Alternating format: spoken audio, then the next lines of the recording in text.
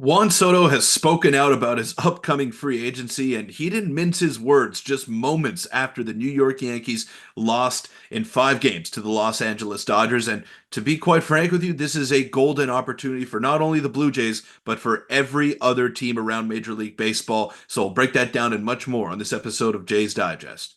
Welcome in, everybody, to Jays Digest. I'm your host, Peter Vryonis, alongside host Nick Gosse. And Nick, there are two things that I want to get off my chest right here, right away. So, first off, congratulations to Freddie Freeman, who is a Canadian, wonderful guy. Could not have happened to a better person, him winning the MVP award. Fantastic. But second, the Dodgers bought their way to this World Series. And if you want to argue with me, don't, because they spent over $1 billion in the offseason. They brought in Shohei Ohtani. They brought in Yoshinobu Yamamoto. They brought in Teoscar Hernandez. And all of those guys were crucial elements to getting them back to the World Series for the first time since 2020. So I look at all of this and I look around Major League Baseball.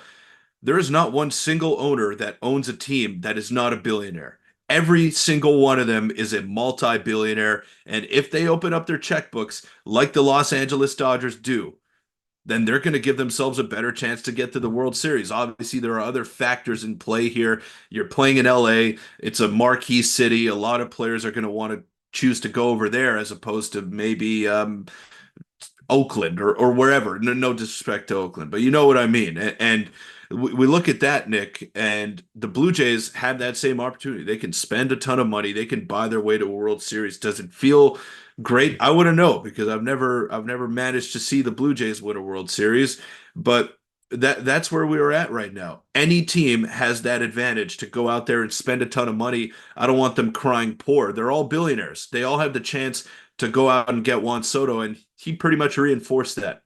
Yeah, I mean, it was, if anything, it's a message to the Blue Jays to spend some money because they were the finalists for Shohei Ohtani. And it's kind of funny that almost a year later, from when we were heartbroken when he signed with the Dodgers, a bit less than a year, he goes out and wins the World Series. And he didn't even have a phenomenal World Series, but the rest of his team was so good that they were able to step it up. But speaking about spending money, Juan Soto, of course, the Yankees lost in 5. Now, when you're looking at best case scenarios for the Blue Jays surrounding if you're on the Juan Soto train, Peter, this is pretty close to a pretty good scenario regarding them losing in 5 and losing in what was a horrific game by the New York Yankees. They lost themselves that game. It brought back some memories of the Texas Rangers versus the Toronto Blue Jays with their 5 errors, whatever they committed.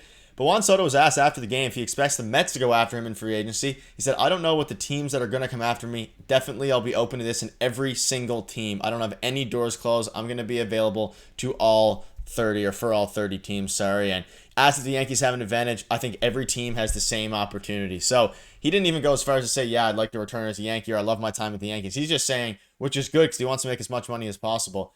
I'm going to be willing to go to any team. So now, if the Blue Jays are willing to spend some money, we know him and Vladdy have a bit of a connection. The Jays have been linked to him several times. I'm a little tiny bit more optimistic than I was a week or two ago when the Yankees and the Dodgers started their World Series. But I'm still not fully convinced there, but I'm definitely more optimistic that I think if the Jays really want to go after Juan Soto and offer him the most money, I think I could see a world where he might consider the Toronto Blue Jays. Yeah, and I'm a lot more optimistic than I was previously. I was on record saying that there's no way that he's going to leave the New York Yankees. He was made to be a New York Yankee. He looks great in those pinstripes. But to me, the most telling sign yesterday, Nick, was watching him be the last person out of the dugout, basically saying a prayer over Yankee Stadium, which could possibly be his final moments as a Yankee at Yankee Stadium. So that to me kind of looked like a farewell, saying, all right, I don't know if I'm going to see you again. I don't know if I'm going to be in this position again. It's been real. Like that's what I'm getting out of the Juan Soto basically basking in the glory of Yankee Stadium while the Dodgers are celebrating on the field. So I don't know, maybe it's just he's got a flair for the dramatic. We know that. We know that he's a showman. He loves to put on a show for the fans, but that looked pretty genuine to me. And it also kind of looked like a goodbye to Yankee Stadium. So I don't know, maybe that's just his emotions at the time, like what he's feeling in that moment. I really don't know. Might be reaching here, but him saying that just moments after losing the World Series, saying that all 30 teams have a chance, I'm not closing any doors.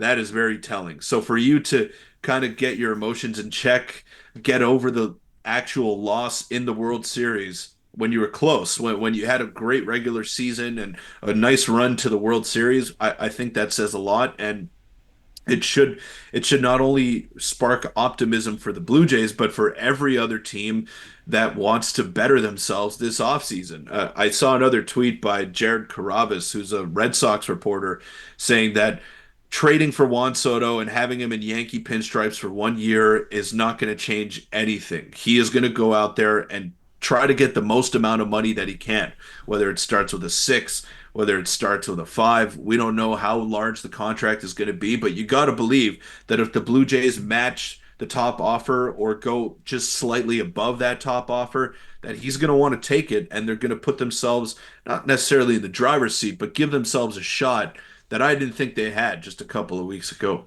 Yeah, there was a lot of ways that he could have went about this interview. We've seen a lot of players do it, even if they were, wanting to come back or wanting to test free agency. He could have been a bit more secretive, especially just minutes after losing free agency, but he was very open. And again, if you're a Yankees fan out there, you're probably saying, yeah, he's going to say this because it's the best for his possible negotiation. It's the best way that he can make the most money. But at the same time, you probably don't want to hear this if you're a Yankees fan, because he just came out and said it. He's no longer a New York Yankee now. He is no longer a part of that team. They had him for a year. Yeah. They lost in the most brutal way that I've seen in a very long time, which is perfect for us Jays fans and perfect for those hoping to get Juan Soto. And again, we know the Dodgers are expected to make an offer for Juan Soto.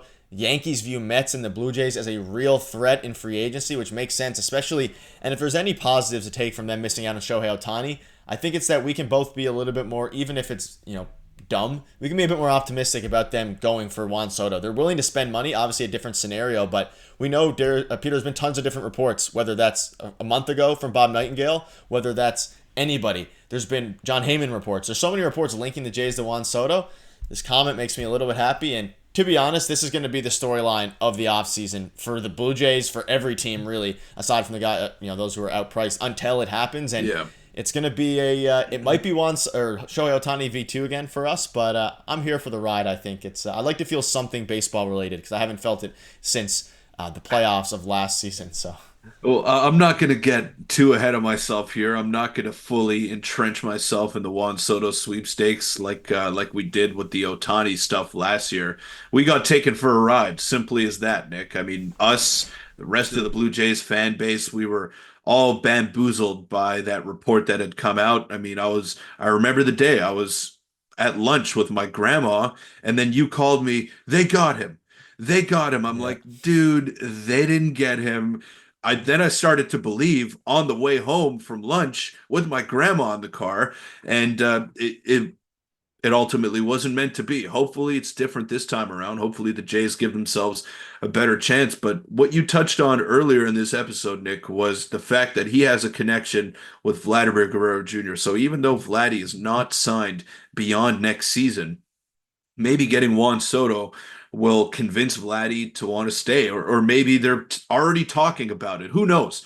Who truly knows what is going on in the inner circles of the Major League Baseball brotherhood? I don't know. I'm trying to remain optimistic here. I'm not going to get too ahead of myself like I did last time with the Shohei stuff because that stung. And watching him lift the World Series trophy yesterday stung just a little bit more as well because it could have been in Blue Jay blue as opposed to Dodger blue, but it wasn't. It ultimately wasn't meant to be, but maybe you get Juan Soto instead, which is not too bad of a consolation prize when I have to think about it. I'd take Juan Soto in Blue Jay threads, man. Sign me up. Yeah, it'd be pretty poetic actually if they're able to get him after everything that JP Hornstra and John Morosi put us through. But that'll wrap We it don't up. we don't talk we don't mention those names anymore. We don't know who those people are. I'm not gonna. Yeah, you're right. I'm not bringing them up for the rest of the offseason. But let us know what your thoughts are. Do you think the Jays have a real shot? Either way, the offseason now is officially going to start getting underway. The World Series are over, and buckle up because hopefully the Jays are involved in a lot of talks. But let us know what your thoughts are. We'll see you later.